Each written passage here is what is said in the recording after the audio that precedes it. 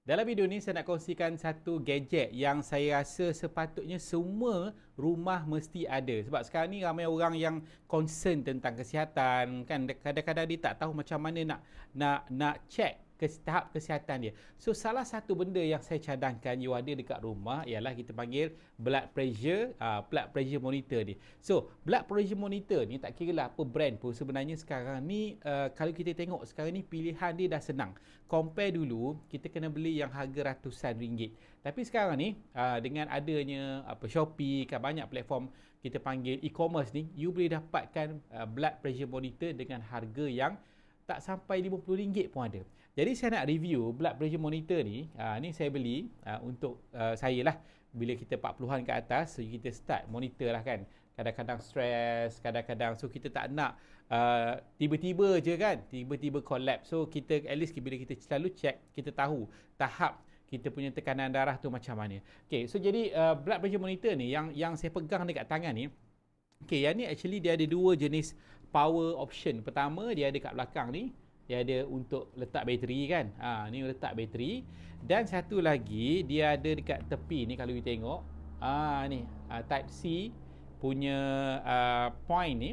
Type C ni sebenarnya untuk power. Jadi kalau kita duduk dekat laptop ke ataupun kita ada kepala charger ke, kita boleh pakai. Tak ada masalah. Kita boleh pakai. So ini simple. Cuma yang model yang saya pegang ni dia tak ada lampu lah. You boleh beli model yang lebih tinggi untuk ada option yang ada lampu. Kemudian dia ada juga memori. Dia ada memori dan dia ada limited kepada 2 orang user.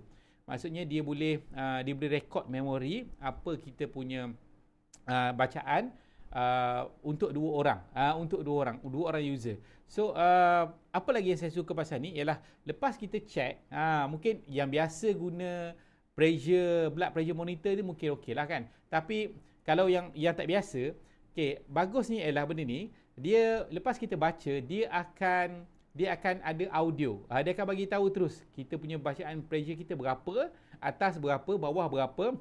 Lepas tu adakah kita punya level blood pressure ni normal ataupun tinggi.